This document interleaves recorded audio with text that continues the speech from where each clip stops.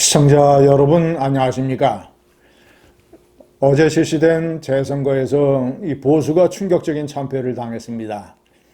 4대 1이었던 구도가 1대 4로 바뀌었습니다. 부산교육감도 압도적인 차이로 패배했습니다. 서울 구로구청은 원래 민주당의 텃밭이기 때문에 그렇다 하더라도 충남 아산과 경남 거제 보수가 다 뺏겼습니다. 더군다나 그 표차가 아주 커다란 압도적인 표차였습니다. 겨우 경상북도 김천 하나 지켰습니다. 부산 교육감과 경남의 거제가 날아간 것을 보면 물론 이제 부산 교육감은 보수 분열의 탓도 있지만 보수가 단일화를 했어도 아마 참패했을 것입니다. 그러면 이제 부산 경남의 민심이 심상치 않다는 것을 보여줍니다. 이 분노의 물결이 낙동강을 건너서 이제 대구 경북 TK 목장 근처까지 다 왔습니다. 제가 거듭 말씀드린 것처럼 윤석열 대통령에 대한 분노의 민심은 제대로 여론조사에 그동안 반영되지 않았다.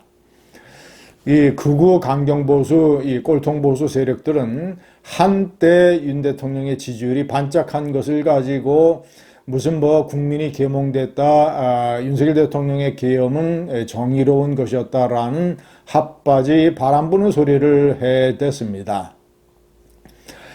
윤 대통령 계엄 직후에 분노의 민심이 하늘을 찌렀다가 그리고 나서 이제 몇 가지 체포영장 파동, 판사 쇼핑, 그리고 계몽령 주장에 대해서 속아 넘어간 일부 바보 같은 국민들, 이래서 윤 대통령의 지지율이 반짝했다가 헌재에서 윤 대통령이 보여준 비겁하고 교활한 그런 태도에 완전히 만정이 떨어져서 지지율이 다시 쭉쭉 떨어지기 시작을 했고, 그리고 최근에는 계엄 사태 직후 와 비슷한 그런 지경에까지 이르렀습니다. 거기에다가 여론조사에 잡히지 않는 제가 얘기하는 특히 이 자영업자들, 그리고 이 생업에 바쁜 20대, 30대, 40대 직장인들, 이런 사람들은 여론조사 전화를 받을 만한 시간적, 정신적 여유가 별로 없습니다.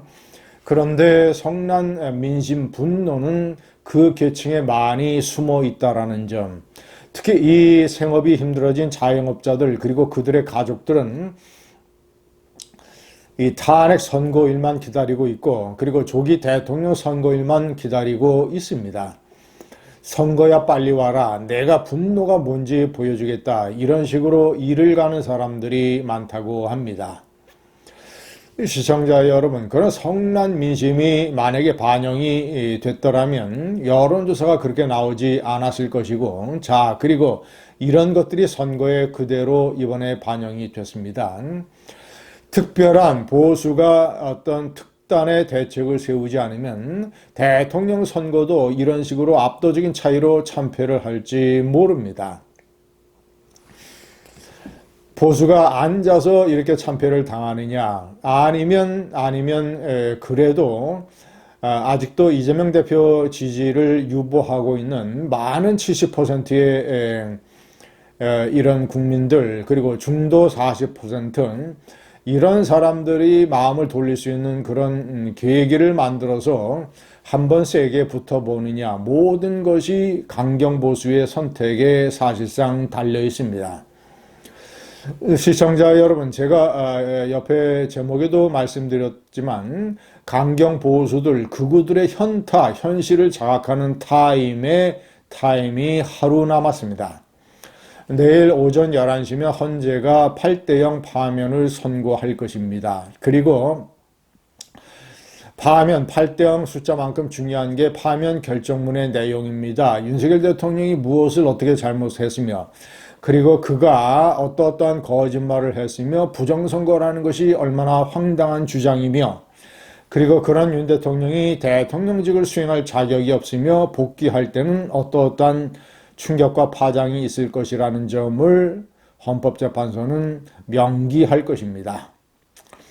자, 내일 그동안 뭐 이 뚜껑이 열리는 강경보수 극우들은 내일 선고가 있게 되면 며칠간은 시위를 하겠지요. 그러나 이미 그 시위의 열기가 헌법재판소의 진빼기 김빼기 작전으로 많이 수그러들었고, 그리고 파면 결정문의 핵심적인 내용을 보면 더 열기가 빠져나갈 것이고, 그리고 서부지역 난동 사태에 대한 당국의 엄정한 법 대처를 지켜봤기 때문에 그것이 상당한 교훈이 돼서 특별한 난동은 저는 없을 것이라고 봅니다.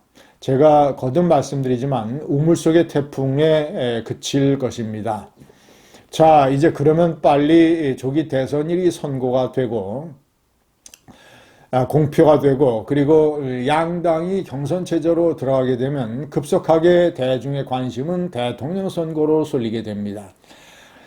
시청자 여러분, 민주당은 흥행에 실패할 가능성이 높습니다. 이재명 대표, 묻지마 이재명, 어대명, 이런 식으로 되어 있기 때문에 경쟁자들도 미미하고 대선의 흥행이 제대로 될 수가 없습니다. 반면 국민의힘은 대선 흥행 폭발, 대박의 가능성도 가지고 있습니다. 제가 몇 차례 얘기를 했지만 김문수 장관은 주장은 강하지만 생각은 대단히 합리적인 사람이어서 그가 그 또한 현실을 자각을 하고 탄핵으로 인한 탄핵 선거이기 때문에 탄핵 반대 후보가 나서서는 필패라는 것을 그가 인식을 하고, 그리고 중도 확장성의 한계를 그가 느끼고 그래서 그가 출마를 해서 1차에서 1등을 하든 2등을 하든 아니면 출마를 하기 전이든 이런 현실을 자각을 해서 탄핵 찬성 후보, 그 중에서도 유승민, 안철수 이런 정치인들은 본선 경쟁력이 미미하기 때문에 본선 경쟁력을 갖춘 한동훈 전 대표만이 유일한 대안이다라는 현실을 자각을 해서 김문수 같은 사람이 나서서 그분은 내가 설득을 하겠다.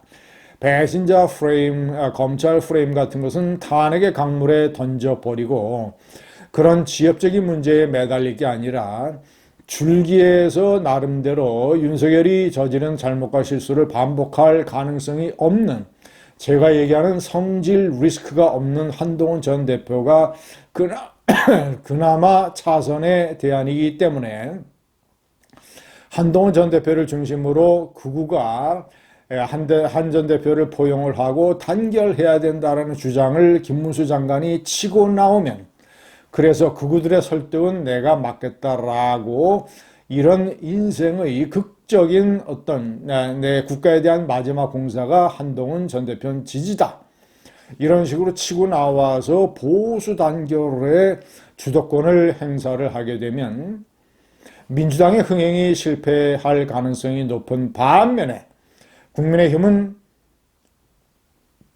반전의 예술을 보여줘서 대선 흥행이 대박날 수도 있습니다. 감사합니다.